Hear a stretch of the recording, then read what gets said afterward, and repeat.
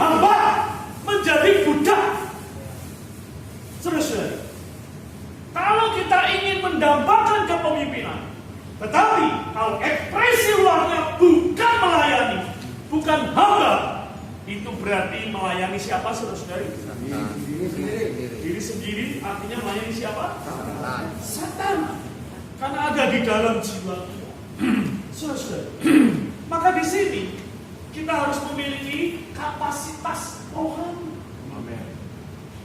Hari ini banyak orang hidup di lingkungannya sendiri, sempit. Itulah membuat tidak bisa bertumbuh dalam lain. Terlalu sempit, egosentris, berpusat pada diri sendiri. Hari ini berapa banyak kita ini maunya dilayani, maunya dilayani, berapa banyak? Saya hadir di sini, kok tidak ada yang nyalamin saya, udah sakit hati. Saudara-saudari, seharusnya saudara-saudari dan saya masuk ruangan ini, yang kita kerjakan adalah melayani, menjadi hamba, menjadi budak dari Kristus yang ada di dalam diri kaum sahabat yang lain. Saudara-saudara, dan mengapa di dalam gereja itu setiap kita ini adalah pemimpin sebetulnya. Setiap kita. Mengapa, saudara? Karena di dalam diri kita ada Kristus. Dan Kristus itu adalah yang kita miliki, sehingga kita memiliki hak kesulungan. Apa isi hak kesulungan itu, saudara? Coba, apa isi hak kesulungan itu? Meliputi apa hak kesulungan itu?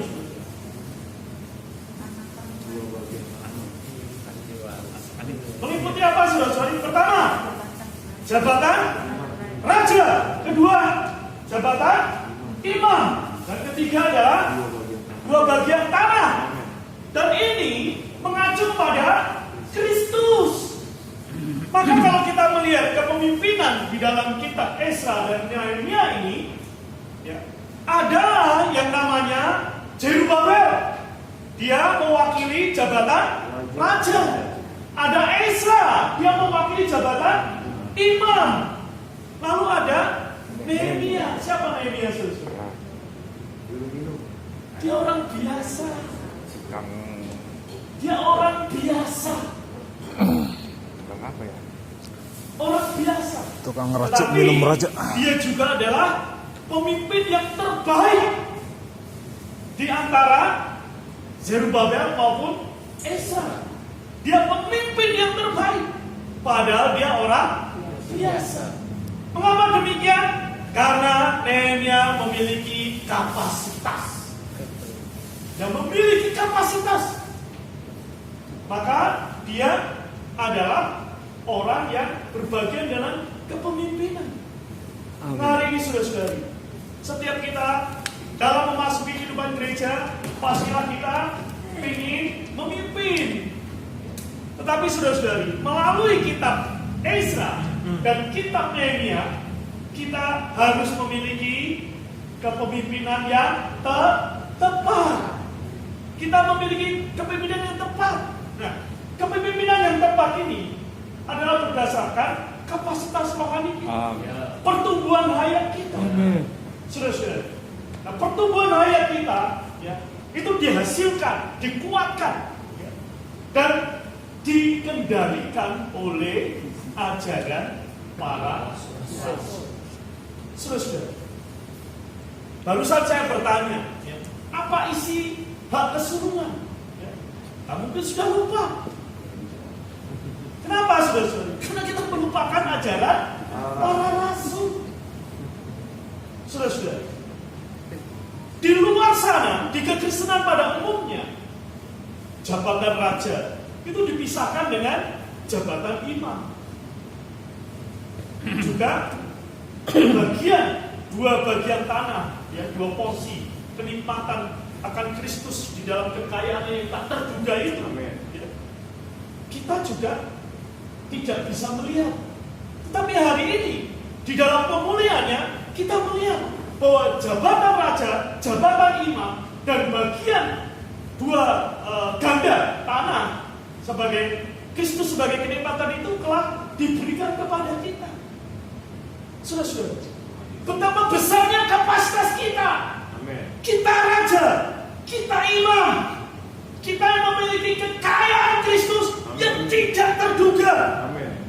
Wow, saudara-saudara. Amin. Kalau kita melihat ini, siapa kita? Amin. Saudara-saudara. Nah ini untuk apa, saudara-saudara? Kita bisa didapatkan dari pengajaran para rasul. Dan kepemimpinan ini semuanya itu untuk apa, saudara-saudara? Untuk membangun. Mari kita membaca satu ayat ya di dalam 2 Korintus 13 ayat 10. Ini mengenai Paulus. Paulus adalah seorang, dia adalah rasul, dia adalah nabi, dia adalah guru, dia adalah gembala, dia adalah penginjil. Ya. Ini karena kapasitasnya begitu besar. Kalau saya susah ngakunya, ya. Saya ini apa? Ya. Saya manusia biasa aja. Tidak berani saya ngomong saya rasul, saya nabi, ya. Nanti begitu saya ngomong gitu pada keluar semua, itu berdusta, ya kan? Tapi Paulus, ya, kita bisa melihat ya. Mari kita baca sama-sama 3, 2, 1. Itulah sebabnya kali ini aku menulis kepada kamu ketika aku berjalan dengan kamu, supaya bila aku berada di tengah-tengah kamu, aku tidak terpaksa bertindak keras menurut kuasa yang dianugerahkan kepada untuk membangun, bukan untuk meruntuhkan. Ya, kepemimpinan ini bukan untuk meruntuhkan, tapi membangun. Amin. Saudara-saudara, kenapa Paulus ketika berjauhan baru berani nulis surat? Ketika dekat gak berani keras, karena dia ingin membangun. Nah, tapi begitu keras, dan begitu suratnya itu dari jarak jauh, ya kan? Dia keras. Tujuannya bukan untuk meruntuhkan, tetapi untuk membangun. Nah, siapa yang diruntuhkan? Segala kekacauan di dalam gereja, ya, yang berasal dari daging, yang berasal dari Satan. Itu yang diruntuhkan. Lalu Kristus yang disalurkan itulah yang untuk membangun. Saudara-saudara, maka visi dari kepemimpinan ini adalah memiliki satu kendali. Kita perlu dikendalikan oleh visi ini, yaitu visi ekonomi. Saudara-saudara, visi ekonomi perjanjian baru Allah. Allah itu punya tujuan, Allah punya maksud, Allah punya rencana, dan Allah juga punya ekonomi. Saudara-saudara, ketika Allah yang bertujuan ini, Allah yang bertujuan ini, bagaimana Allah mencapai tujuannya? Inilah ekonomi Allah. Inilah administrasi Allah. Inilah pengaturan Allah. Yaitu Allah yang telah melalui proses disalurkan ke dalam manusia. Dan pada akhirnya manusia ini akan mengekspresikan Allah dan mewakili Allah berkuasa. Inilah ekonomi Allah. Nah, saudara-saudara, hari ini kita ini berada di dalam ekonomi Allah. Karena itu, apa isi dari ekonomi Allah? Apa isi dari pemulihan dari ekonomi Allah? Saudara-saudara, gereja sepanjang zaman memiliki masa puncak keemasan, ya, itu pada zaman rasul-rasul. Sampai terakhir Rasul Yohanes. Di sana Rasul melihat gereja mulai apa, saudara-saudari? Mulai merosot. Karena mulai masuknya ajaran-ajaran lain. Mulai bidah-bidah. ajaran-ajaran lain. Yang hari ini dalam gereja itu bidangnya ribuan. Maka saudara-saudara, hari ini orang Kristen itu bingung. Gereja yang benar itu yang mana? Kalau kita ditanya gereja yang benar yang mana? Karena itu saudara-saudara, pertama untuk memulihkan gereja, maka pertama yang harus dipulihkan adalah isi dari pemulihan Tuhan ini adalah pemulihan Kristus menjadi pusat, menjadi universal, sentralitas dan universalitas. Kristus itu harus menjadi segala sesuatu bagi kita. Amin. Kristus harus menjadi segala sesuatu. Saudara-saudari, kita harus memulihkan ini. Hari ini saudara-saudara, kalau ditanya siapakah Kristus, bisa jawab gak kita? Kalau kita ditanya apakah Kristus, bisa jawab gak kita? Saudara-saudara, siapakah Kristus? Amin. Hari ini Kristus menjadi perdebatan. Kalau mau lihat YouTube, TikTok, Instagram, semua podcast, semua berdebat mengenai siapakah Kristus. Lebih-lebih kalau orang Kristen ditanya, apakah Kristus? Saudara-saudara, bisa nggak kita menjawab? Siapakah Kristus? Kita udah bingung. Apakah Kristus? Sudah tambah bingung lagi. Maka ini harus dipulihkan. Maka saudara-saudara, ketika kita dibilang harus memulihkan Kristus, maka kita harus berada di dalam pengajaran para rasul dan di dalam persekutuan dengan para rasul. Melalui pengajaran, saudara. Hari ini, saudara, kita memiliki ribuan ministry dari para rasul. Dari visi yang dilihat dari zaman Adam sampai Yerusalem baru kelak. Ini yang tidak berubah sepanjang masa. Amin. Allah bukanlah Allah yang gagal. Allah adalah Allah yang tidak bisa dikalahkan atau tidak bisa gagal. Amin. Maka ini tidak hilang. Saudara-saudara, saya baru membaca satu buku ministry mengenai Kristus di dalam perjanjian lama dan perjanjian baru. Wow, saudara-saudara, ketika saya menikmati buku itu, wah, kaya sekali, detail sekali, saudara-saudara. Dari zaman Adam, bahkan dari kitab Kejadian pasal 1 ayat 1. Wah, Kristus disingkapkan begitu kaya. Hari ini, kalau saya suruh menjelaskan, saya bisa jelaskan. Dari mulai kitab Kejadian, saya pernah ngadain Bible study kitab Kejadian, selesai.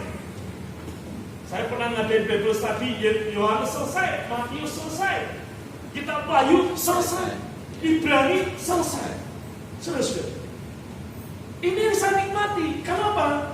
Karena di dalam kitab suci itu tertulis tentang aku, kata Tuhan Yesus. Kamu menyelidiki kitab suci, memang di dalam kitab suci itu tertulis tentang aku. Jadi saudara, kalau kita membaca Alkitab, kita harus menemukan Kristus. Berusaha menemukan. Ya, saya waktu di Pol 32 kan pernah masuk PR ya. Temukan 33 Kristus dalam kitab Matius, betul nggak? Sudah pada ketemu belum? Itu udah 4-5 tahun yang lalu loh. Tapi sudah ketemu belum? Ya. Kalau belum ketemu, ayo masuk ke kitab Matius. Kata saudara itu ada 33. Apa aja Kristus? Itulah yang saya katakan tadi. Apakah Kristus? Kalau dalam kitab Yohanes ada berapa saudara? Ada berapa? 22. Coba dicari saudara. suci ada Kristus. Kita harus ambil. Nah, kalau kita bisa mengambilnya, maka kita dipulihkan. Dari mana saya tahu 33? Dari mana kita tahu 22? Dari ministry. Dari ajaran para rasul. Saya nggak ngarang-ngarang. Terus ya. Saya menikmati apa yang didapat rasul, apa yang disikapkan nabi, kemudian apa yang diajarkan gembala atau guru. Maka ketika saya mendapatkan ini, maka saya berbagian menjadi karunia bagi gereja. Saya tidak mengajarkan yang lain. Saudara-saudara, ini harus kita kejar.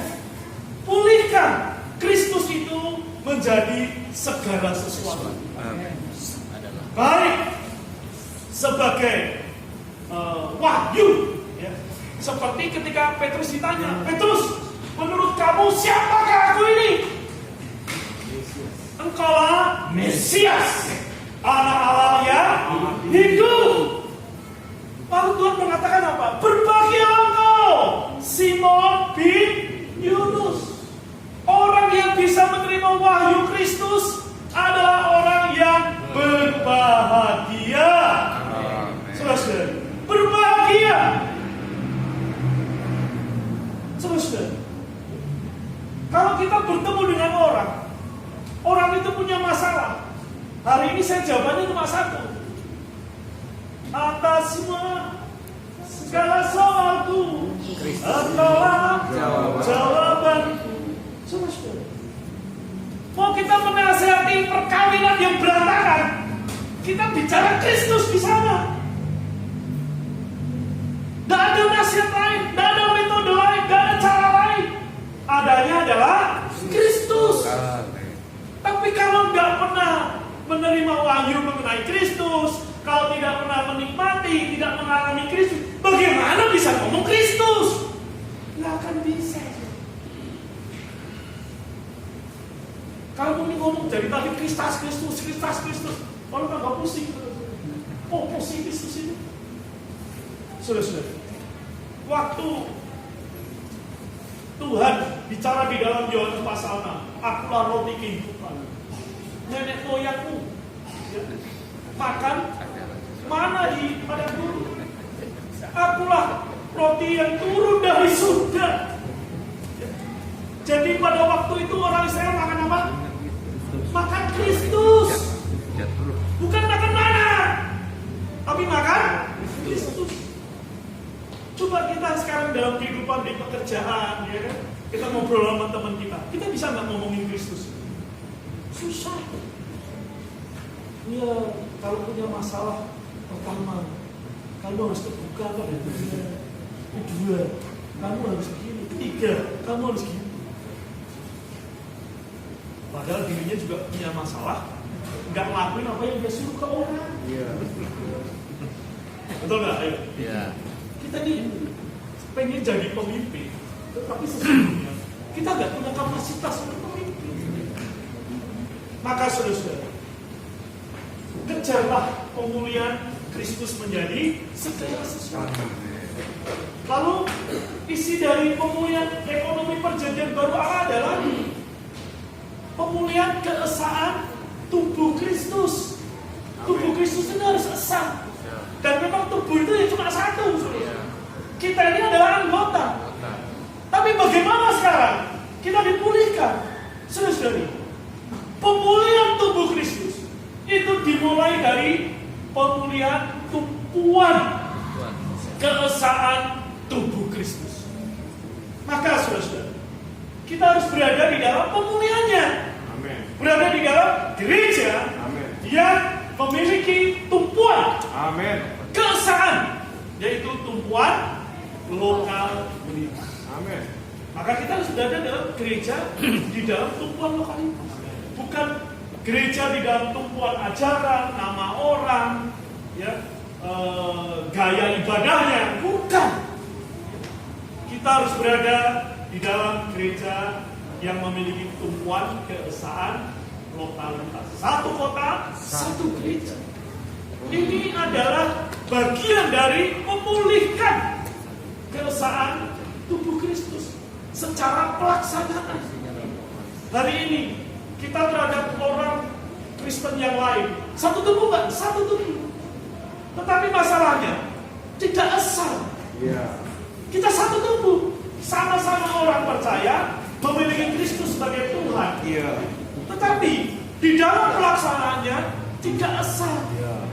Kenapa? Karena mengambil hal lain selain Kristus. Maka kita perlu berada di dalam tumpuan keesaan, berada di dalam gereja-gereja lokal. Di sanalah kita bisa melaksanakan pemulihan keesaan tubuh Kristus. Lalu isi dari pemulihan ekonomi perjanjian baru Allah adalah apa, saudara-saudari? Fungsi. Ya, fungsi anggota tubuh. Ini, saudara-saudari. Kalau ini terjadi, Tuhan datang dan Tuhan bersukacita. Amin. Masalahnya hari ini loh. Kita sekarang sudah berada nih di tumpuan keesaan lokal, ya, di tumpuan keesaan dalam tubuh Kristus. Tetapi apakah kita berfungsi di dalam? Apakah kita berfungsi? Apakah kita berfungsi? Saya tanya sih. Apa yang membuat kita tidak berfungsi? Apa? Apa yang membuat kita menjadi pengangguran? Anggota tubuh, tapi tidak berfungsi, artinya tidak normal. Pemulihan artinya mengembalikan kepada normal, standar Allah. Nah, kita sebagai anggota tubuh Kristus, semua anggota itu punya fungsi. Nah, tapi pertanyaannya hari ini, kenapa fungsi ini tidak ada, tidak banyak yang dipulihkan, saudara? Mengapa, saudara? Mengapa, saudara? Ya, tidak ada atau kekurangan persembahan. Saudara, ketika kita membaca Roma pasal 12, di sana ada tubuh, ada fungsi dari anggota-anggota. Tapi Roma pasal 12 itu dimulai dari demi kemurahan Allah, aku menasihatkan kamu supaya kamu mempersembahkan. Saudara, hari ini mengapa kita tidak berfungsi? Karena kita kurang mempersembahkan. Kita tidak mau diletakkan di bawah kepemimpinan akan orang lain. Kita maunya sendiri-sendiri, individu. Persembahan tubuh membuat kita diletakkan di dalam tubuh. Orang mempersembahkan tubuhnya, yang terjadi adalah orang itu tidak serupa dengan dunia lagi. Orang itu tidak seperti orang dunia. Lalu perubahan apanya? Akal budinya berubah. Mengenal apa itu kehendak Allah, apa yang disukai Allah, apa yang dimaui Allah. Kemudian apa yang terjadi? Rohnya menyala-nyala, kerajinannya tidak kendor, saudara. Rajin. Hari ini banyak kan hadir seminggu sekali. Itu pun 2 jam. 2 jam. Udah. Artinya apa? Enggak kan? Rohnya enggak nyala-nyala. Enggak nyala-nyala. Karena itu perlu apa, saudara-saudari? Mempersembahkan. Baru kita bisa berfungsi. Maka fungsi kita menjadikan kita hamba, budak, melayani saja. Kita di dalam penerapan kepemimpinan ini kita menjadi budak, menjadi hamba. Ekspresinya adalah melayani. Saudara-saudara, hari sidang ini perlu keperluan besar. Nanti kita di O32 perlu keperluan besar. Oh, itu nanti bagian bersih-bersih bagiannya Pak Barnabas, bukan bagian saya. Oh, salah. Oh, yang bicara bagian Hari, bagian Charles, bagian Domi. Oh, salah. Saudara-saudara, itulah orang-orang yang tidak punya persembahan. Kalau punya persembahan tubuh, Aku tidak peduli siapa yang bersihin balai sidang. Aku harus berbahagia. Aku tidak peduli siapa yang ditunjuk bicara. Aku juga akan bicara. Kenapa? Karena aku memiliki kekayaan Kristus yang tuli. Amin. Moga kita melihat ini, sehingga kita menjadi hamba-hamba Kristus yang dipercayakan apa? Mengungkapkan rahasia Allah. Apa rahasia Allah, saudara? Kristus. Apa rahasia Kristus? Gereja. Coba kita punya kekayaan ini enggak, saudara? Jangan orang ketemu kita malah pusing. Gerejamu memusingkan. Aku nggak undang. Tidak, kita harus punya fungsi. Saudara-saudari, yang terakhir, saudara-saudari, kita harus memiliki koordinasi. Kalau kita ini anggota tubuh, maka diperlukan koordinasi. Tanpa persembahan tubuh kita tidak akan bisa koordinasi. Mana orang suka ditempatkan di bawah orang lain? Mana suka? Apalagi yang pintar, yang cakap, yang kaya, banyak duitnya, mana mau ditaruh di bawah orang lain? Tetapi dalam gereja, kita ini suka atau tidak suka, pasti kita akan ditempatkan di bawah orang lain. Dan di dalam FKKP ini dikatakan apa? Ditempatkan di bawah orang lain itu menyenangkan. Amin. Menyenangkan, bukan menyulitkan, saudara-saudari. Menyenangkan. Kenapa, saudara-saudari? Karena ketika kita ditempatkan di bawah orang lain, kita makin hari makin matang. Makin matang. Amin. Makin bertumbuh dalam hayat. Amin. Maka waktu Tuhan datang, kitalah orang yang siap sedia. Tuhan memberkati, mari kita berdoa. Tuhan Yesus, terima kasih Tuhan, kami mengucap syukur siang ini. Kalau Kau memberkati kami boleh datang di depan meja-Mu, menikmati diri-Mu mengingat Tuhan. Tuhan, kami terus berdoa supaya tiap hari Tuhan kami ada di depan meja Tuhan, makan roti dan minum cawan untuk mengingat Tuhan. Tuhan juga terima kasih atas butir utama dan penting di dalam kitab Esra dan Nehemia, yaitu kepemimpinan yang tepat dan memadai di dalam pemulihan Tuhan. Tuhan, berkatilah kami supaya kami menjadi bagian dari orang-orang yang berada di dalam tubuh Kristus dan berfungsi di dalam tubuh Kristus. Dan kami menyatakan fungsi kami di dalam pelaksanaan kami melalui kami berkoordinasi satu dengan yang lain. Terima kasih Tuhan, terpujilah Engkau, Yesus itu Tuhan. Amin. Tuhan memberkati saudara-saudari.